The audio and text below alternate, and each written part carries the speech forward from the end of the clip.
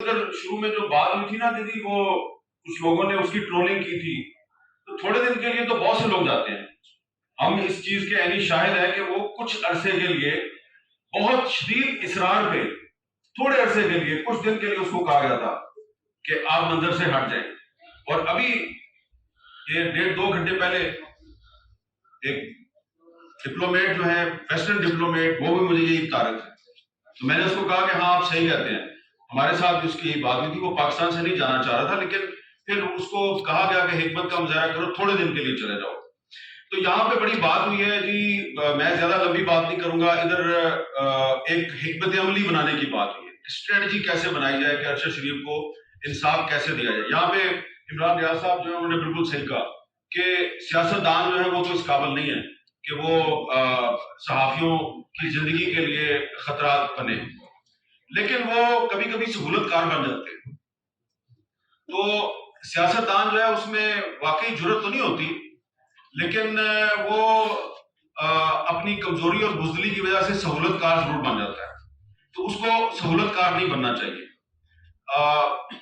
ہمارے یہاں پہ ایک دوست نے بھی بات کی، سلیم صاحب، کہ انہوں نے بہت سے نام لیے، بہت سے صحافیوں کے نام لیے کہ اگر ان کے مقدمہ قتل یا ان کی شہادت کی تحقیقات کی جاتی، اس میں ہم اگر اپنی اتحاد کا مظاہرہ کرتے تو شاید ارشد شریف کو بھی شہید نہ کیا جاتا.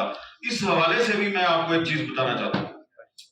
جب 2016-17 میں ارشد شریف شہید نے اسلام آباد ہائی کورٹ میں ایک پٹیشن دائر کی، اور ان کے وکیل تھے شبیر صاحب، شاید ان کا نام تھا. تو انہوں نے ایک پٹیشن دائر کی کہ جی جو حامد میر پہ جو اٹیک ہوا تھا تو اس کی جو انکوائری رپورٹ ہے وہ پیش کی جائے. اچھا، اب میں نے جب وہ اخبار میں خبر پڑھی تو عامر مدین کے گھر میں ارشد شریف کو ملا. میں نے اس کو کہا یار آپ نے پٹیشن دائر کیا؟ کہتے ہیں ہاں جی کی ہے. تو اب میں نے اس کو پوچھا یار خیریت ہے، آپ نے کیوں پٹیشن دائر؟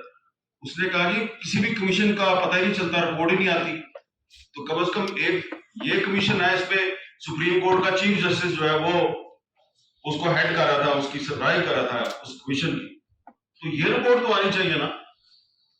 میں کہا چلو ٹھیک ہے. اب میں نے اس وقت سوچا، معذرت سے یہاں پہ ہمارے پی ایف یو جی کی لیڈرشپ بھی موجود ہے، میں نے سوچا یار یہ کام تو پی ایف یو جی کو کرنا چاہیے تھا، یہ ارشد شریف کر رہا ہے. لیکن شکر ہے کہ آج ارشد شریف کے معاملے پہ پی ایف یو جی خاموش نہیں ہے. اور ایک بات میں آپ کو میں اس میں بہت کلیئر ہوں، بڑی میں کلیئرٹی کے ساتھ آپ کو بتا رہا ہوں. آپ جتنی مرضی یونٹی کا مظاہرہ کر لیں، آپ یو این کو خط لکھ دیں، آپ جا کے حکومت وقت کے ساتھ سارے اکٹھے ہو کے چلے جائیں، جتنا مرضی پریشر ڈال لیں، بات وہی ہے. 100 باتوں کی ایک ہی بات ہے بھائی، ابھی تک ایف آئی آر درج نہیں ہوئی تو بات آگے کیسے بڑھے گی؟ تو کیا ہمارے پاس کوئی ایسا راستہ ہے کہ ایف آئی آر بھی درج نہیں ہو رہی اور سپریم کورٹ کا چیف جسٹس جو ہے وہ بھی ایک از خود نوٹس لے کے اور اب صرف خانہ پوری کر رہا ہے، اور جو حال ہے اس وقت عدالتوں کا وہ بھی آپ کے سامنے ہے، اور جن پر شک کیا جاتا ہے اور ارشد شریف شہید کی والدہ نے جن لوگوں کو نامینیٹ کیا ہے ان کا بھی آپ کو پتا ہے، تو کیا ہمیں انصاف مل سکتا ہے؟ ایک سوال ہے. بہت سے لوگ یہ کہیں گے کہ انصاف نہیں مل سکتا. میں یہ سمجھتا ہوں کہ آپ کو انصاف مل سکتا ہے. کبھی کبھی ایسا بھی ہوتا ہے کہ انصاف جو ہے وہ آپ کو ہائی کورٹ یا سپریم کورٹ سے نہیں ملتا، آپ تاریخ سے انصاف طلب کر لیتے ہیں، اور تاریخ سے انصاف طلب کرنا آپ کا حق ہے. اور جب آپ کو حق نہ ملے تو پھر حق کو چھین لینا چاہیے. اب آپ سوچیں گے کہ یہ ہم انصاف کیسے چھینیں؟ انصاف چھیننے کی دنیا میں بہت سے جائز قانونی طریقے موجود ہیں. میں آپ کو ایک ایسی تجویز دینے لگا ہوں کہ اس تجویز پہ عمل کرتے ہوئے دنیا میں پچھلے 3-4 سال کے دوران بہت سے صحافی جن کو مختلف ممالک میں ان دی لائن آف ڈیوٹی ان کو قتل کر دیا گیا، تو ان کے اہل خانہ نے، ان کے ساتھیوں نے جدوجہد کی، ان کے ملک کی عدالتوں نے ان کو انصاف نہیں دیا، لیکن انہوں نے ایک ایسا راستہ اختیار کیا کہ قاتل نہ صرف بے نقاب ہوئے، بلکہ ایک ساتھی نے لفظ استعمال کیا، بلکہ ان کی نیمنگ بھی ہوئی اور ان کی شیمنگ بھی ہوئی۔ تو اگر یہ طریقہ کار جو ہے وہ افضل بٹ صاحب نے سعودی عرب کے صحافی عدنان خاشق جی کا ذکر کیا، جمال خاشق جی کا، تو جس طریقے سے آپ کو پتا ہے کہ جمال خاشق جی جو ہے اس کا مقدمہ کدھر چل رہا ہے؟ سعودی عرب میں تو نہیں چل رہا۔ کہاں چل رہا ہے؟ امریکہ میں بھی نہیں چل رہا۔ قتل ترکی میں ہوا تھا، وہاں میں بھی نہیں چل رہا بھائی جان، اس کا مقدمہ چل رہا ہے دی ہیگ میں۔ اچھا، دی ہیگ میں کون چلا رہا ہے؟ میں آپ کو مثال یہ دینا چاہ رہا ہوں، میں آپ مثال اس لیے دے رہا ہوں، میں اس سے پہلے کلیئر کرنا چاہ رہا ہوں، ادھر بہت سے لوگ بیٹھے ہیں اور جو میں آپ کو تجویز دینے لگا ہوں وہ قابل عمل تجویز ہے۔ آپ کو کسی حکومت کے پاس جانے کی ضرورت نہیں، کسی یونائیٹڈ نیشنز کے پاس جانے کی ضرورت نہیں، یہ کام آپ نے خود آپ کر سکتے ہیں with the help of civil society, لیکن اس کے لیے جرت اور بہادری کی ضرورت ہے، بھاگنا نہیں ہے۔ کام آپ کر لیں گے، بھاگنا نہیں ہے اس کے لیے۔ یہ طریقہ کیا ہے؟ یہ طریقہ برٹرینڈ رسل نے اختیار کیا تھا جب 1966 میں برٹرینڈ رسل نے ایک رسل کوڈ قائم کیا پیپلز ٹریبیونل کے نام سے۔ ویتنام میں جو امریکہ نے وار کرائمز کیے تو برٹرینڈ رسل نے ان وار کرائمز کے خلاف ایک پرائیویٹ کوڈ بنائی پیپلز کوڈ کے نام سے۔ اس کوڈ کا تعلق کسی حکومت سے نہیں تھا۔ اس کوڈ میں دنیا کے بڑے بڑے جو کانسٹیٹیوشنل ایکسپرٹ تھے، ریٹائرڈ جج تھے، پروسیکیوٹر تھے، سول سوسائٹی کے ایکٹیوسٹ تھے، ان کو بٹھایا گیا، انہوں نے باقاعدہ پروسیڈنگ کی، گواہ آئے، ان پہ جرح ہوئی، اور اس کا جو رسل کوڈ کا فیصلہ ہے، اس فیصلے کے نتیجے میں امریکہ کو ویتنام میں جنگی جرائم کا مجرم قرار دیا گیا۔ اور جو رسل کوڈ کا جو فیصلہ تھا وہ اس کو کسی نے یہ نہیں کہا کہ جی یہ تعصب پہ مبنی فیصلہ تھا یا ہم اس کو نہیں مانتے۔ اور اس رسل کوڈ کے فیصلے کے بعد امریکہ ویتنام سے اپنی فوج نکالنے پر مجبور ہوا تھا۔ اس رسل کوڈ کو بعد میں پیپلز ٹریبیونل کا نام دیا گیا۔